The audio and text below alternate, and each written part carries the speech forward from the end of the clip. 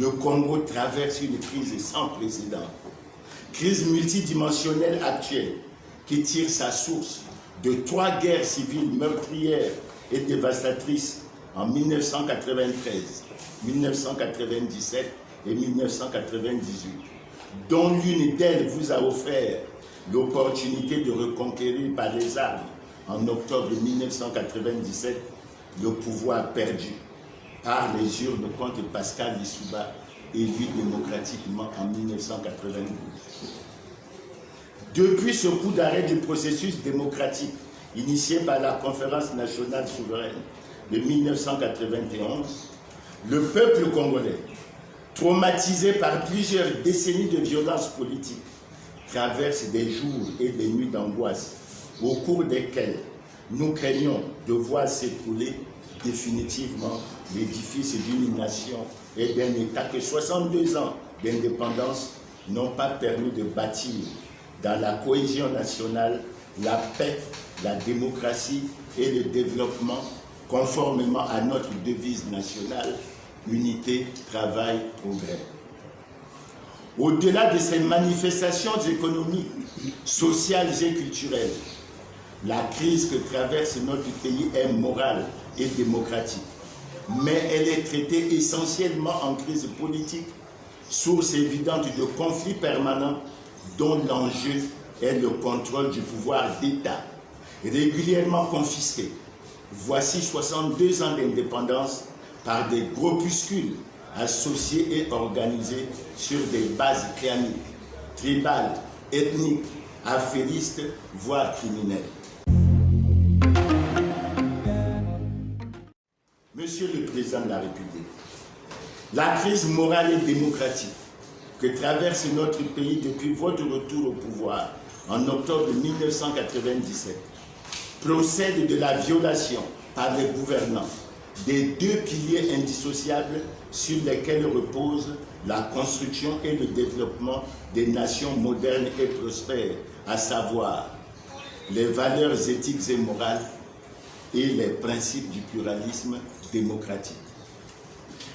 Premièrement, la crise morale, elle est fondée sur la négation de l'homme comme moteur du développement.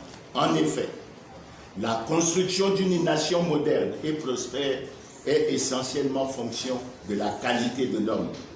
C'est pourquoi toutes les nations ayant accédé au développement ont accordé la priorité à la formation et à la santé de l'homme par la mise en place à tous les niveaux de la société des systèmes éducatifs et sociaux sanitaires performants et de bonne qualité.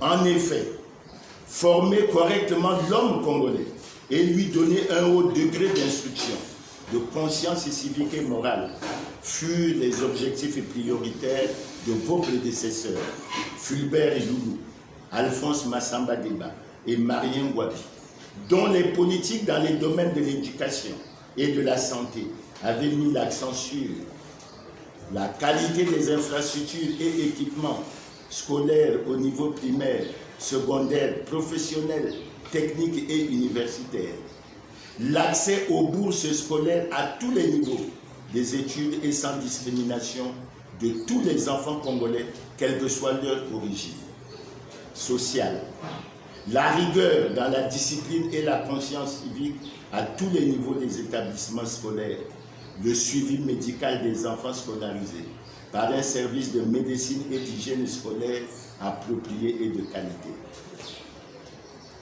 Cette ambition de doter notre pays des élites de qualité a permis de hisser le Congo en 2 décennies d'indépendance, de 1960 à 1980, au palmarès du pays le plus scolarisé d'Afrique, avec 100% du taux de scolarisation selon l'UNESCO, et de doter les administrations des cadres compétents et dévoués.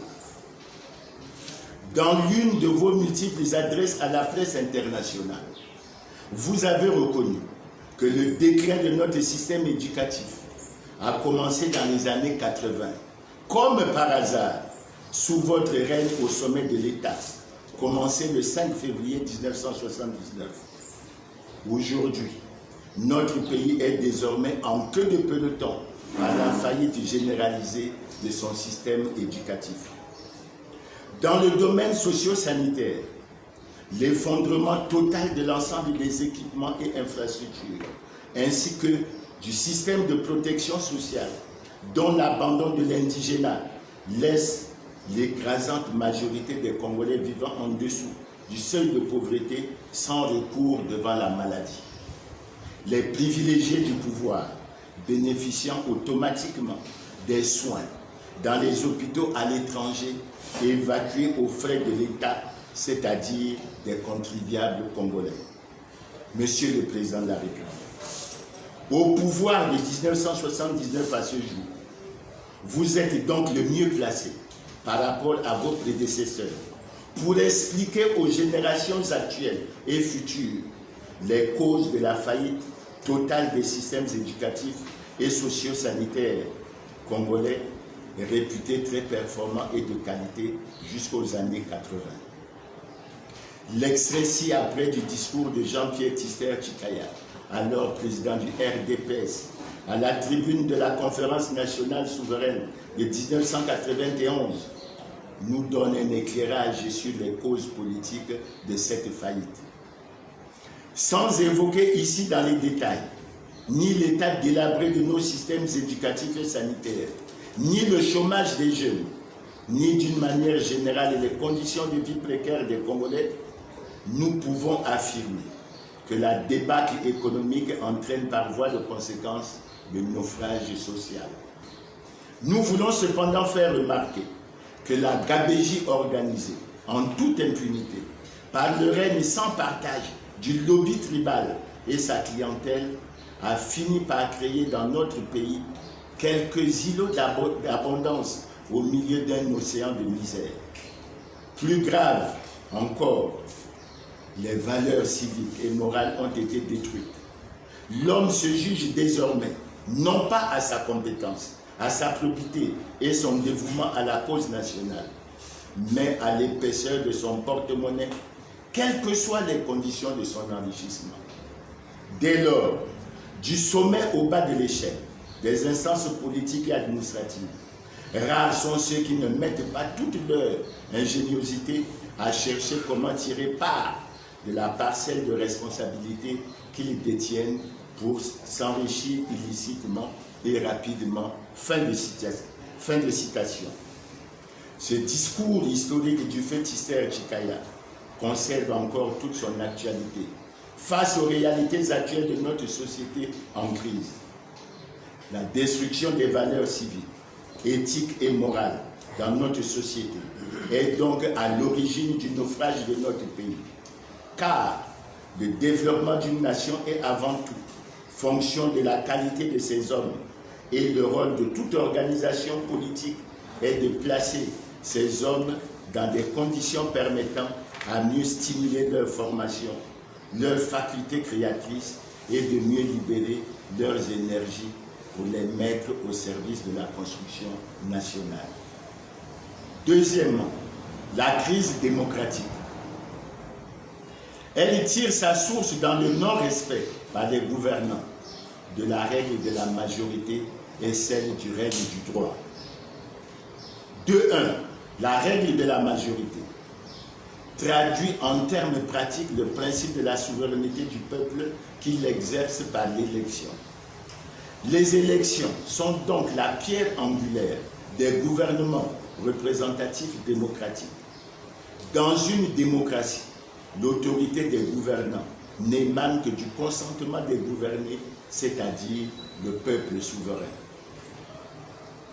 Le mécanisme qui traduit ce consentement du peuple en autorité gouvernementale est la tenue des élections libres, transparentes et équitables, afin que le principe d'équité et d'égalité, un homme, une voix, soit respecté. Le recensement du corps électoral devrait scrupuleusement répondre aux normes des statistiques démographiques du recensement général de la population et de l'habitat, RGPH, et aux critères en la matière. Aucune manipulation, ni tripatouillage du corps électoral n'est ni acceptable, ni tolérable, car cela constitue une atteinte grave au droit fondamental du citoyen de choisir librement les dirigeants de son pays par le vote. C'est pourquoi le recensement administratif spécial RAS de 2013, réalisé par le ministère de l'Intérieur et qui consacre de manière honteuse et flagrante une diminution du corps électoral dans les départements des zones du sud du pays et un gonflement du corps électoral dans les départements des zones du nord est une grave atteinte aux droits fondamentaux des citoyens, à la cohésion sociale et à l'unité nationale.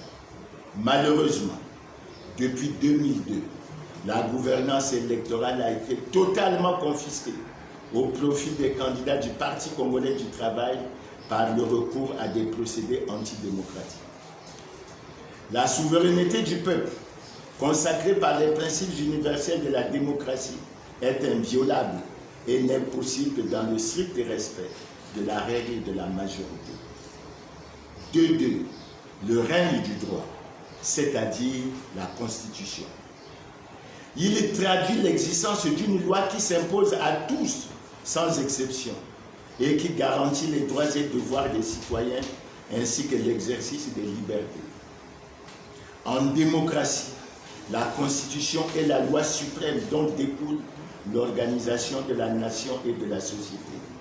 Elle consacre le règne de l'état de droit, dont la violation est source de conflits et de violences politiques. Or, les conflits et les violences politiques, dont l'enjeu est le pouvoir, est-il besoin de le rappeler, sont les plus sanglants, souvent aggravés en Afrique en général et particulièrement au Congo, par l'influence et l'emprise sur les acteurs politiques des lobbies claniques, tribalo-ethniques, affairistes et mafieux qui imposent et dictent la marche à suivre aux gouvernants. Ces conflits, engendrés par les contentieux électoraux, ont toujours été à l'évidence dommageables à la cohésion sociale et à l'unité nationale, confrontés de manière récurrente, en 62 ans d'indépendance, à l'épreuve des luttes fratricides pour la conquête ou la conservation du pouvoir. Le plus sanglant conflit électoral de l'histoire du Congo étant celui à l'origine de la deuxième guerre civile qui éclate le 5 juin 1997 à la veille de l'élection présidentielle pour la seconde mandature du président élu en 1992, Pascal Lissouba. La campagne militaire absurde des massacres dans le département du Poul en 2016-2017 en est l'illustration récente du climat ambiant et permanent de guerre civile entretenu autour des enjeux du pouvoir. Monsieur le Président de la République, l'histoire du Congo, notre beau pays, depuis son indépendance le 15 août 1960, est toujours demeurée mouvementée, tumultueuse, convulsive, marquée par l'intolérance, la haine de l'autre, la violence politique. En 62 ans d'indépendance, les coups d'État, les insurrections et les guerres civiles ont rythmé de manière récurrente l'alternance au pouvoir au prix de pertes de vie ou de liberté pour des dizaines de milliers de victimes souvent innocentes. Au-delà de ces milliers de compatriotes victimes connues ou anonymes de l'intolérance politique, le bilan après de 62 ans d'indépendance, à travers le sort de vos 5 prédécesseurs à la magistrature suprême, illustre parfaitement la tragédie longue et sans perspective de solution du peuple congolais. Premièrement, Fulbert Youlou, 3 ans de règne de 1960 à 1963, arrivé au pouvoir par élection en 1960, chassé du pouvoir en août 1963 par insurrection populaire, condamné à mort, décédé en exil en Espagne en 1972, inhumé sans obsèques nationales.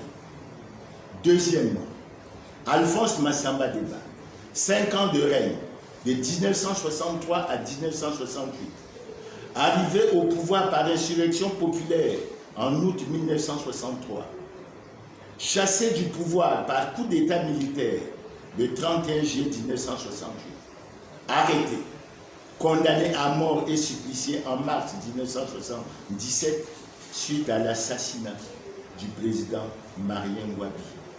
Son corps n'a jamais été retrouvé jusqu'à ce jour.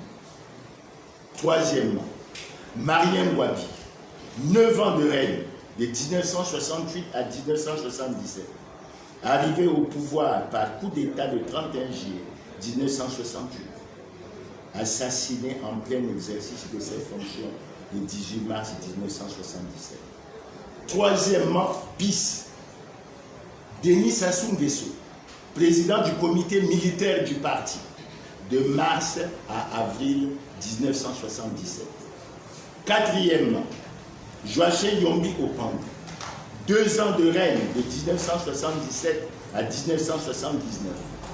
Arrivé au pouvoir par coup d'État militaire suite à l'assassinat du président Marien Ngouabi en avril 1977. Chassé du pouvoir le 5 février 1979 par coup d'État. Emprisonné sans jugement pendant 11 ans, de 1980 à 1991. Contraint à l'exil en France en 1997 avec Pascal Lissouba, dont il a été le Premier ministre. Mort en France en 2020 de maladie. Cinquièmement, Pascal Lissouba, 5 ans de règne, de 1992 à 1997. Arrivé au pouvoir en 1992, élu démocratiquement, chassé du pouvoir par coup d'État en octobre 1997 et contraint à l'exil en Angleterre puis en France, où il meurt de maladie en 2021 et enterré sans obsèques nationales. Sixièmement, Denis Sassou Nguesso, 38 ans de règne en 2 périodes, de 1979 à 1992 et de 1997 à ce jour. Arrivé au pouvoir par coup d'État le 5 février 1979, quitte le pouvoir en juillet 1992 parce que battu à l'élection démocratique de 1992, éliminé dès le premier tour contre Bernard Kolela et Pascal Lissouba, qualifié pour le second tour remporté par Pascal Lissouba à plus de 62%. Retour au pouvoir le 25 octobre 1997 par coup d'État, à l'issue d'une guerre civile meurtrière de 5 mois, juin à octobre 1997. Monsieur le Président de la République, vous êtes le seul survivant de cette tragédie des 6 chefs d'État congolais qui se sont succédés au pouvoir en 62 ans d'indépendance. Monsieur le Président de la République, comme vous pouvez le constater à travers ce bref aperçu historique, aucun de vos 5 prédécesseurs à la magistrature suprême n'a pu jouir, depuis la proclamation de l'indépendance le 15 août 1960, ni d'une retraite paisible, ni d'une mort dans la dignité et les honneurs que toutes les nations modernes rendent à ceux de leurs enfants qui les ont incarnés au sommet de l'État. Une triste spécificité congolaise, singularisée par la tragédie de tous ces anciens chefs d'État, qui traduit parfaitement la nature foncièrement violente de la gouvernance de notre pays en 62 ans d'indépendance. Outre le sort tragique et cruel réservé à vos 5 prédécesseurs, à la magistrature suprême, plusieurs de nos meilleures élites nationales, civiles et militaires, ont payé très cher le prix de l'intolérance et de la violence politique. Même le monde ecclésiastique n'a pas été épargné, avec l'assassinat crapuleux du premier et unique cardinal congolais, Émile Biayenga, alors que vous assumiez encore la présidence du comité militaire du parti, CMP, avant de passer le pouvoir au président Joachim Yombi Opango au mois d'avril de la même année.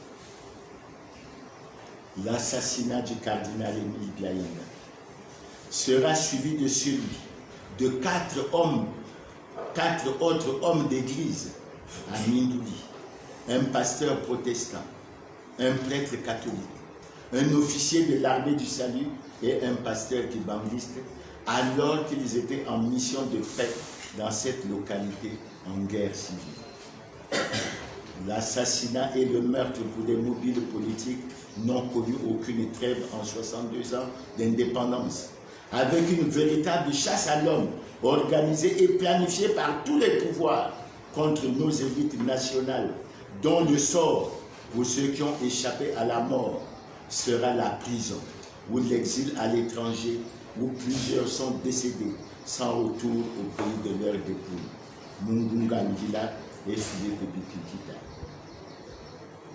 La maison d'arrêt de Brazzaville, au lieu d'être le lieu d'emprisonnement des criminels de tous les bords, des délinquants et autres bandits de grands chemins qui inondent nos cités et nos institutions, est devenue plutôt, voici plus d'un demi-siècle, une sinistre Bastille, une sorte de goulag du Congo, où sont régulièrement enfermés dans des conditions inhumaines et humiliantes les meilleurs de nos élites nationales qui expriment leur désaccord avec les politiques mises en œuvre par les pouvoirs en place. Comme dans les systèmes du communisme totalitaire, la conspiration, le complot ou le coup d'État, dans l'essentiel des cas imaginaires, ont régulièrement servi de prétexte pour justifier la mort physique ou politique des opposants. L'atteinte à la sécurité d'État est devenue l'accusation banale qui est brandie chaque fois que le pouvoir programme ou planifie l'élimination physique ou politique d'un cadre.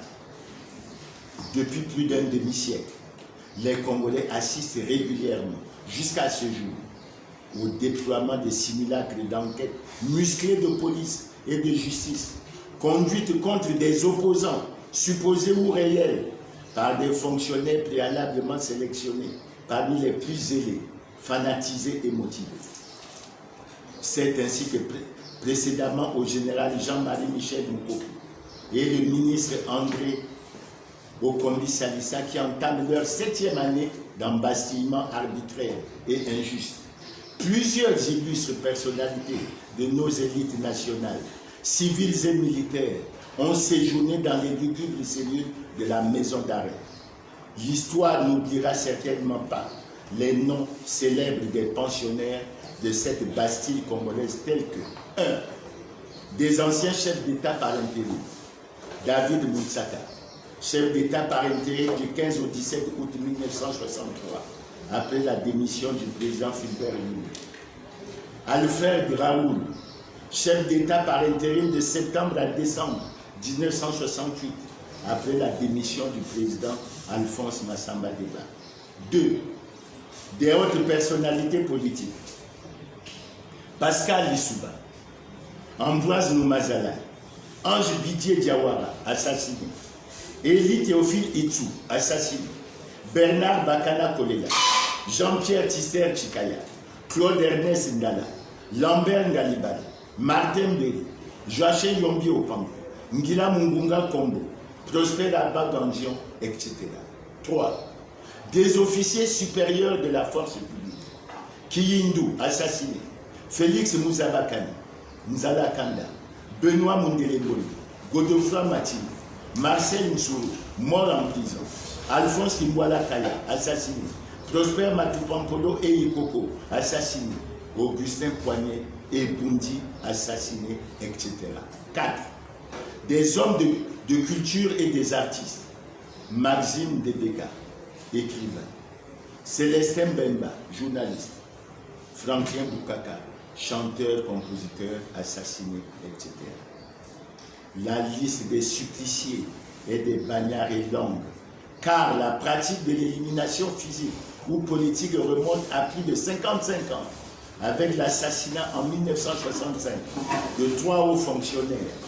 Joseph Poibo, premier président de la Cour suprême. Lazare Matsokota, premier procureur de la République. Anselme Massueni, premier directeur de l'Agence congolaise d'information. Monsieur le Président de la République, quel gâchis pour un petit pays comme le Congo, qui a consacré très tôt, après la proclamation de son indépendance, d'énormes moyens financiers et matériels pour la formation des cadres de qualité dans les universités d'Afrique, d'Europe, d'Amérique et d'Asie. Le pouvoir que vous incarnez, voici 25 ans, a déjà posé plusieurs actes et pris des décisions dont la préoccupation essentielle est la conservation du pouvoir, quoi qu'il en coûte. Singulièrement, les fraudes et toutes sortes de manipulations électorales, vous aviez décidé avec vos partisans de combattre et chasser par les armes, au nom de la démocratie qui serait menacée, le pouvoir élu incarné par Pascal Lissouba de 1992 à 1997.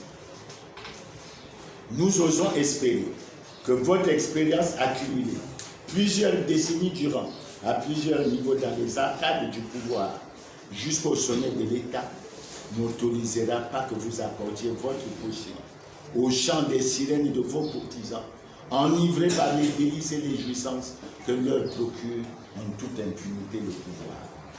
Notre pays, les règlements de comptes politiques se succèdent aux contentieux qui s'accumulent avec comme seule issue la loi du vainqueur, à savoir celui qui gagne, gagne tout, celui qui perd, perd tout. Dans notre pays, le compromis historique par la réconciliation nationale n'a plus jamais inspiré le règlement des conflits politiques. Sans réconciliation nationale, sans paix durable, sans le progrès, le Congo ne se lèvera pas. Les Congolais ne connaîtront pas dans leur majorité le bien-être. Jean-Marie Michel Moukoko et André Okombi Salissa, enfermés injustement voici 7 ans dans les cellules de la maison d'arrêt de Brazzaville.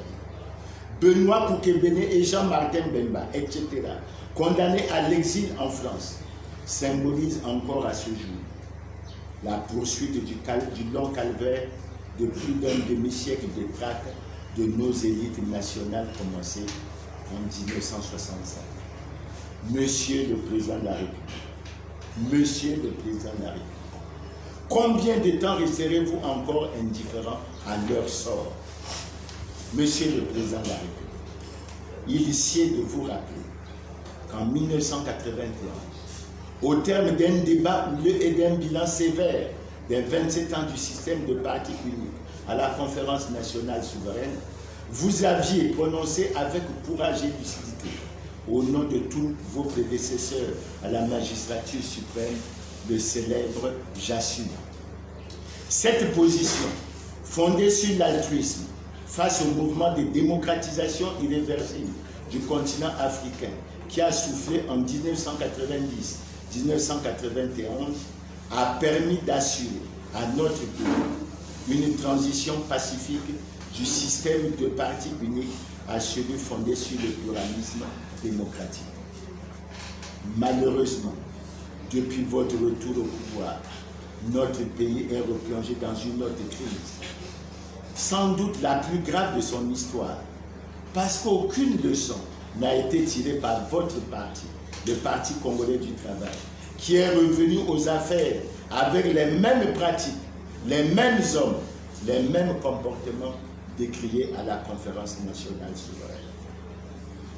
Replongé dans les luttes fratricides sur les enjeux du pouvoir, le Congo est politiquement dans une impasse totale dont il faut impérativement trouver des voies de sortie pacifiques et définitives. Cependant, les voies de sortie pacifiques et définitives d'une crise aussi grave ne sauraient venir ni s'accommoder d'un projet de succession dynastique au sommet de l'État, tel qu'il est évoqué par une rumeur persistante et jamais démentie. Ni les fuites en avant, ni les calculs partisans, tribalo-ethniques ou claniques, encore moins les tripatouillages constitutionnels, ne sauveront notre pays d'une crise politique aussi profonde qui met en péril l'unité et la cohésion nationale. La sortie pacifique et définitive de la crise actuelle est possible à condition que d'une volonté politique affirmée de toute la classe politique congolaise, sous votre impulsion, émerge un sursaut collectif et national. sans refaire une conférence nationale souveraine bis, le dialogue politique inclusif se révèle comme la seule alternative pacifique en vue du sursaut national et patriotique, afin que notre pays retrouve le chemin de la démocratie, de la paix et de sa crédibilité dans le concert des nations. Le dialogue national inclusif, préparé par tous, impulserait un élan qui devrait être soutenu par la communauté internationale dans le but d'aider le Congo qui est véritablement en danger. En effet, la situation est bien alarmante et ne rien faire est synonyme de non-assistance à un peuple en danger. Il ne s'agit donc pas ici de sauver un régime politique, mais une nation en péril, mue par la volonté de construire notre pays, dont nul citoyen ne peut se targuer le privilège exclusif d'appropriation. La présente approche politique sur la crise congolaise est un appel à la responsabilité du premier magistrat au sommet politique et social. Les objectifs, la préparation, l'organisation et la feuille de route d'un aussi ambitieux projet de redressement et de reconstruction nationale ne peut être que le résultat d'un dialogue inclusif associant toutes les intelligences et forces représentatives de la nation, pouvoir, opposition, société civile, dans leur diversité, tant de l'intérieur que de la diaspora congolaise. Le progrès de tous est donc possible, mais 3 conditions sont essentielles. 1. Réconcilier les cœurs et les esprits des Congolais résignés dans les rancœurs. 2. Rompre avec les dogmes du totalitarisme. 3. Construire un état de droit dans la démocratie pluraliste. La démocratie doit être à la fois notre objectif et le passage nécessaire pour développer le Congo. C'est au milieu des ruines que doit naître la volonté de sortir de la culture de la violence politique qui génère les guerres civiles et leurs corollaires, la mort, la prison, l'exil, les souffrances humaines, la régression et la décadence du pays.